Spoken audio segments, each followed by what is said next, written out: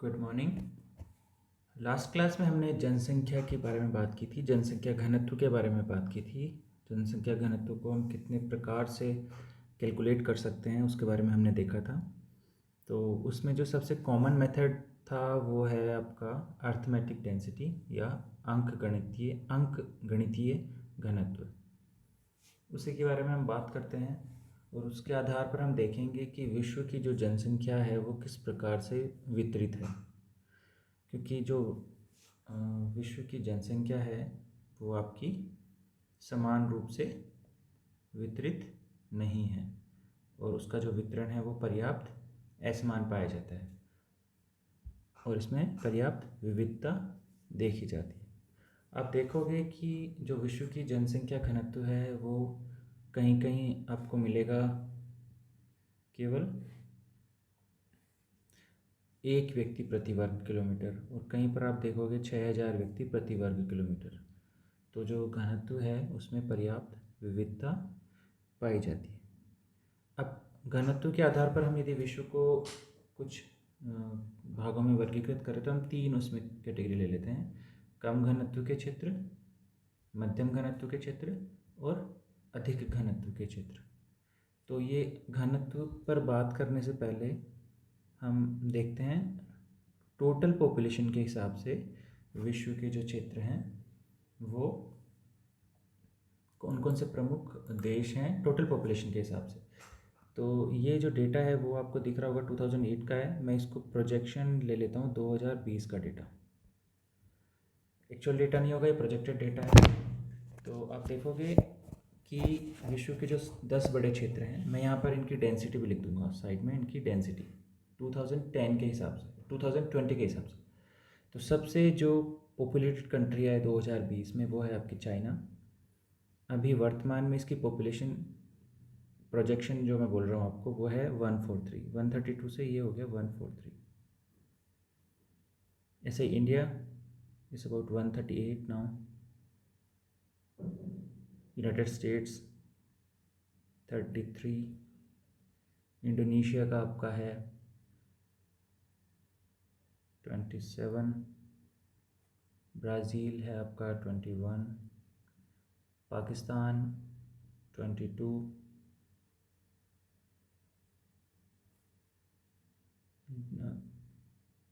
तो थोड़ा सा इनमें चेंज हुआ है, पाकिस्तान ऊपर आ गया, ब्राज़ील इसके नीचे छठे नंबर पे आ गया। इसके बाद में नाइजीरिया देखोगे आप 20, बांग्लादेश 164, 16 करोड़ में ले रहे हैं तो 16,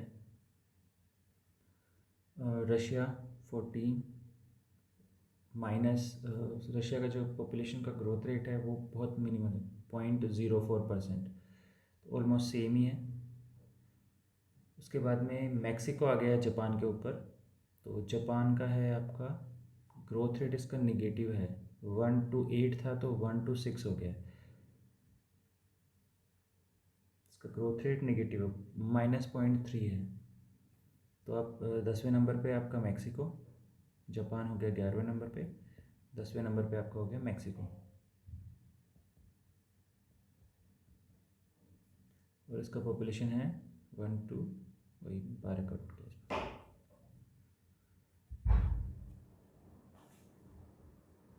12 करोड़ के आसपास। इन्हीं कंट्रीज़ की यदि आप पॉपुलेशन डेंसिटी की बात करोगे तो ये तो एब्सोल्यूट नंबर हो गए जनसंख्या के, वास्तविक आंकड़े जो हैं वो हैं। यदि आप डेंसिटी पॉपुलेशन पर स्क्वायर किलोमीटर देखोगे आप तो इस तरफ मैं इनकी डेंसिटी लिख रहा हूँ। चाइना की जो डेंसिटी है वो है 153 पर्सन्स पर स्क्वायर किलोमीटर। इसके बाद में इंडिया हो जाएगा 464।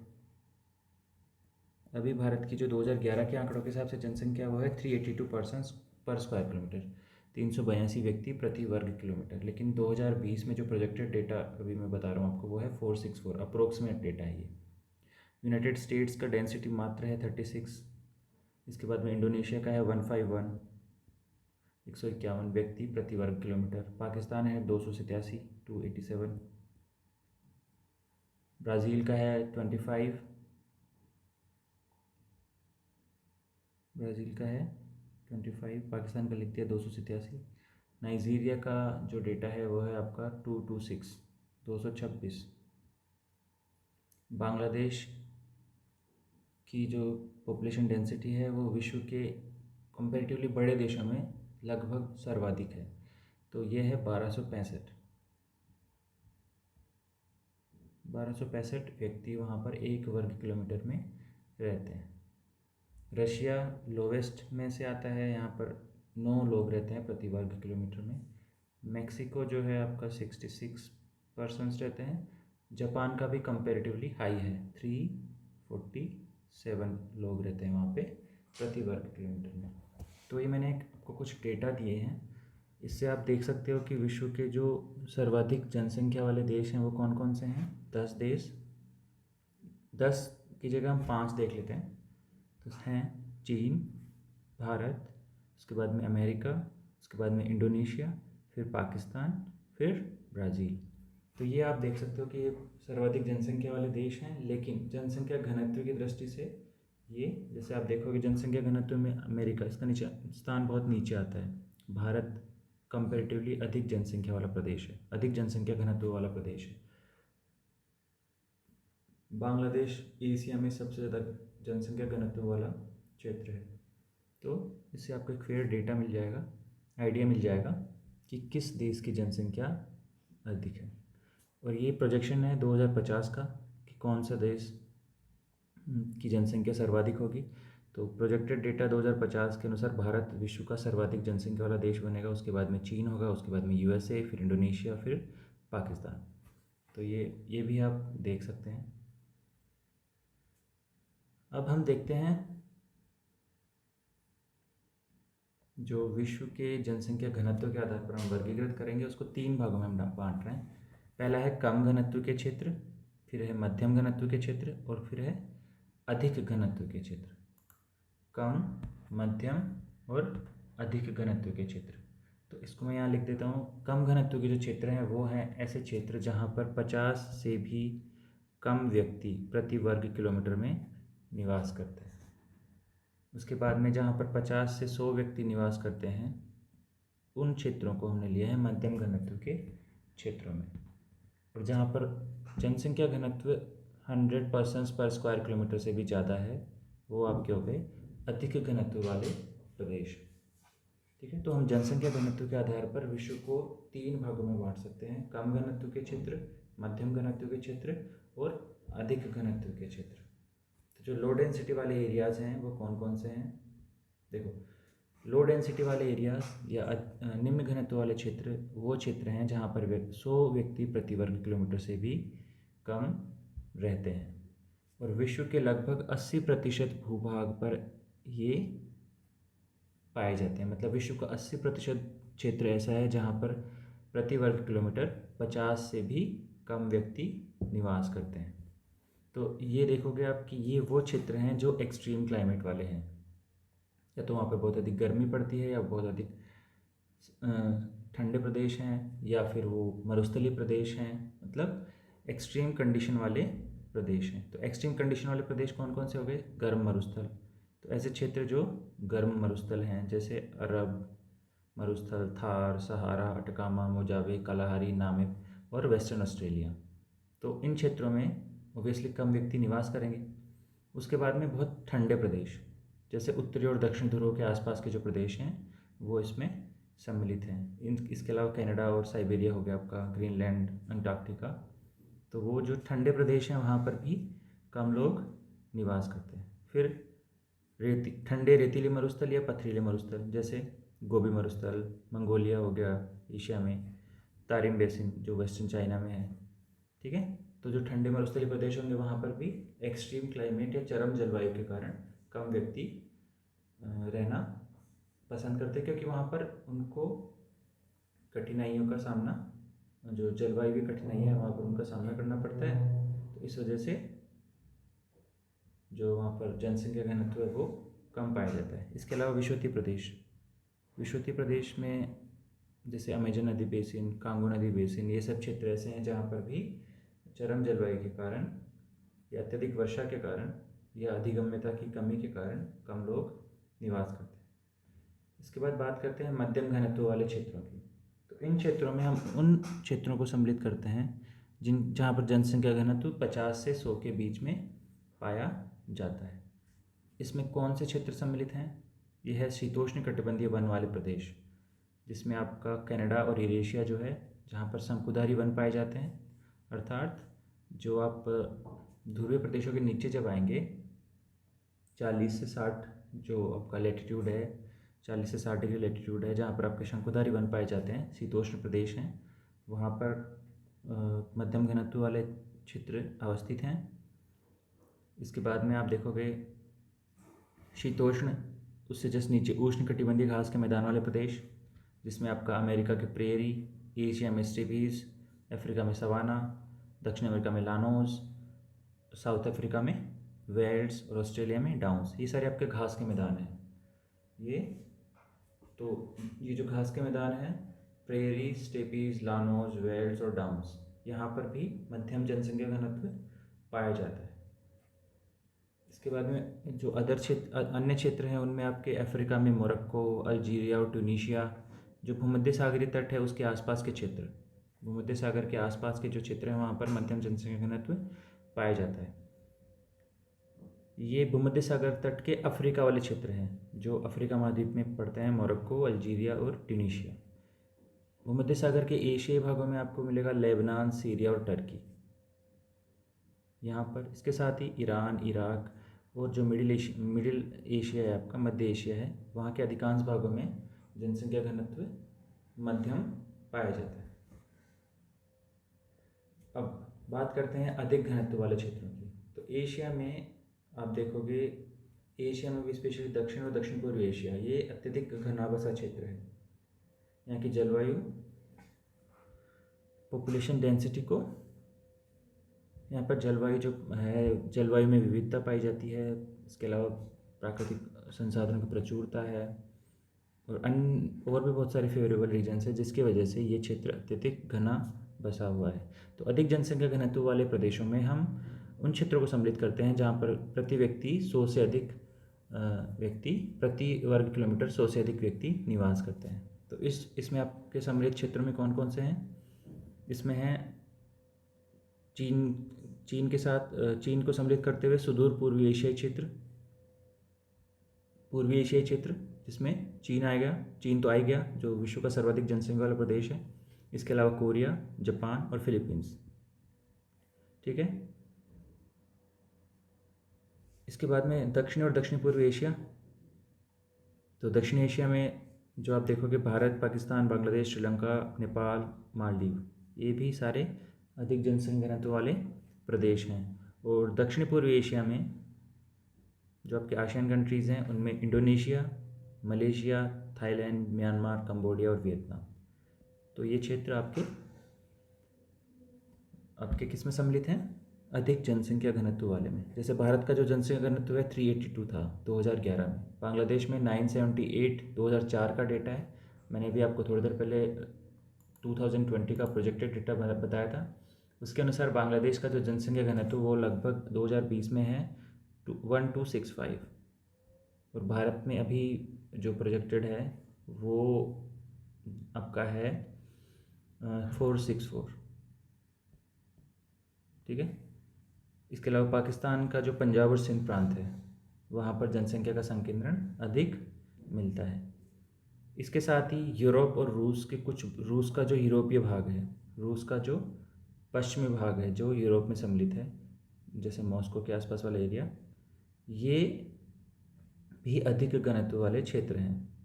यहाँ पर अधिक घनत्व होने का कारण क्या है? क्योंकि इनका क्षेत्रफल बहुत ही कम है।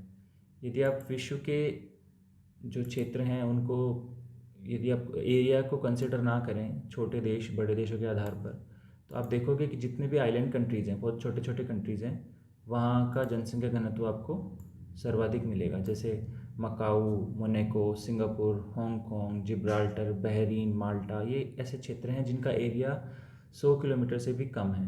जैसे मकाऊ जो चाइना में है, उस चाइना के कंट्रोल में है, वहाँ का एरिया जो है केवल 32 स्क्वायर किलोमीटर है।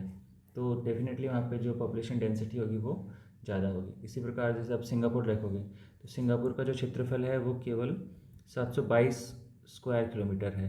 तो इस वजह से वहाँ पर जो जनसंख्या है, जनसंख्या घनत्व है वो कितना है, वो आपका लगभग 8,000 के आसपास है। तो अधिक जनसंख्या घनत्व पाए जाने का एक बहुत बड़ा रीज़न क्या है कि वहाँ का जो क्षेत्रफल है वो कम है। तो इसी प्रकार यूरोप और रूस के भाग, जिसमें आपका यूके आ गया, फ्रांस, नीदरलैंड्स, बेल्जियम, डेनमार्क आदि देश सम्मिलित हैं। उत्तरी अमेरिका का पूर्वी भाग, उत्तरी अमेरिका का जो पूर्वी भाग है वो डेंसली पॉपुलेटेड है, ठीक है। और जो पश्चिमी भाग है वो कंपेरेटिवली थोड़ा कम डेंस है। तो पूर्वी भाग में जो क्षेत्र हैं उसमें जैसे आप देखोगे जो ग्रेट लेक्स है वहाँ पे उसके आसपास का क्षेत्र, और मिसिसिपी घाटी है उसके पूर्वी क्षेत्र, उसका उसकी तरफ उसका पूर्वी भाग जो है वो डेंसली पॉपुलेटेड है।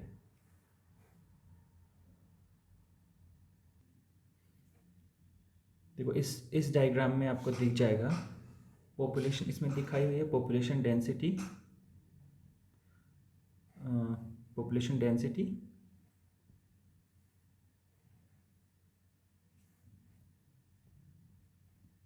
इस डायग्राम में आपको पॉपुलेशन डेंसिटी के आधार पर बनाया डायग्राम है। तो इसमें देखोगे आप कि जो इसमें आपको दिखेगा कि जो कम डेंसिटी वाले प्रदेश हैं, कम घनत्व वाले प्रदेश हैं, इस डायग्राम में आप देख सकते हो कि जो कम घनत्व वाले प्रदेश हैं, जैसे हमने जो क्राइटेरिया लिया है वो लिया है 50 से कम, उसके बाद 50 से 100, और जो 100 से ज़्यादा है। तो 50 से कम घनत्व वाले प्रदेश आप देखोगे इसमें डायग्राम में, तो जितने भी ध्रुवीय प्रदेश हैं, ध्रुवीय प्रदेश, नॉर्थ पोल हो गया, साउथ पोल हो गया, ये देखिए ओशिनिया भी इसमें है। ये तो मध्यम वाला आ जाएगा क्योंकि यहाँ पे साउथ अफ्रीका है तो वेल्स वगैरह है यहाँ पे, ठीक है। तो जितने भी एक्सट्रीम क्लाइमेट वाले क्षेत्र हैं, जैसे आप ये भी देख सकते हो मरुस्थलीय प्रदेश हैं, सहारा हो गया आपका, इसके अलावा इधर शीत मरुस्थल वाले प्रदेश हो गए, ये आपका अमेजन है यहाँ पे। तो जितने भी एक्सट्रीम क्लाइमेट वाले क्षेत्र हैं वो आपके लो डेंसिटी वाले एरियाज़ में आते हैं। इसके बाद में जो शीतोष्ण कटिबंधीय प्रदेश, इसके जस्ट नीचे वाले प्रदेश शीतोष्ण कटिबंधीय प्रदेश या उष्ण कटिबंधीय घास के मैदान या शीतोष्ण कटिबंधीय घास के मैदान जो है आपके, ठीक है, ये सब मध्यवर्ती जनसंख्या वाले प्रदेशों में, जनसंख्या घनत्व वाले प्रदेशों में सम्मिलित हैं, ठीक है। इसके अलावा जो अफ्रीका वाला जो ये मेडिटेरियन सी है, भूमध्य क्षेत्रीय प्रदेश है, इसके आसपास के जो क्षेत्र हैं ये किस में सम्मिलित हैं आपके मध्यम घनत्व वाले प्रदेशों में। और अधिक घनत्व वाले प्रदेश में आपके ये जितना भी आपको रेड दिख रहा है, डार्क रेड दिख रहा है या बिल्कुल ब्लैक दिख रहा है, जैसे आप इस डायग्राम में देखोगे तो आपको एक कंट्री दिखेगी जो बिल्कुल आपको दिखेगा कि बिल्कुल ही 1500 वाली कैटेगरी में फॉल करती है, 700 से 1500 वाली। तो ये देखो, ये देखिए दिखेगी आपको यहाँ पे। तो ये जो क्षेत्र हैं, इसके अलावा बहुत छोटे छोटे आइलैंड्स हैं इसमें विजिबल नहीं है, वो वहाँ पर जनसंख्या घनत्व सर्वाधिक पाया जाता है। इसके अलावा आपका एशिया, साउथ एशिया, पूरा साउथ एशिया और ईस्ट एशिया, साउथ ईस्ट में आप देखोगे ये चाइना वाला जो क्षेत्र है, ये सारा ये किस में सम्मिलित है आपका अधिक जनसंख्या घनत्व वाले क्षेत्रों में सम्मिलित है। और इसके अलावा साउथ ईस्ट एशिया में भी बहुत सारे देश हैं जहाँ पर जनसंख्या घनत्व अधिक पाया जाता है। इसके अलावा जापान हो गया आपका, और यूएस में आपको पूर्वी भाग, ये वाला जो पूर्वी तट है, ये वाला तट पर जनसंख्या घनत्व अधिक पाया जाता है। तो अभी के लिए इतना ही काफ़ी है। इसके बाद में जब हम विश्व के जनसमूह क्षेत्र पढ़ेंगे तो उसमें कुल जनसंख्या के आधार पर विश्व को कुछ भागों में डिवाइड करेंगे, तो उस टाइम और देख लेंगे। तो इसमें आपको क्या देखना है, अभी इस क्लास में आपको ये देखना है केवल कि जो जनसंख्या घनत्व है उसके आधार पर हम विश्व को कितने वर्गों में बांट सकते हैं, और विश्व के अधिक जनसंख्या घनत्व वाले कौन से क्षेत्र हैं, और कुल जनसंख्या के आधार पर विश्व के 5 बड़े क्षेत्र, 5 बड़े देश कौन कौन से हैं। तो इसकी ठीक है, नेक्स्ट क्लास में हम बात करेंगे जनसंख्या घनत्व को प्रभावित करने वाले कारक कौन कौन से। Thank you.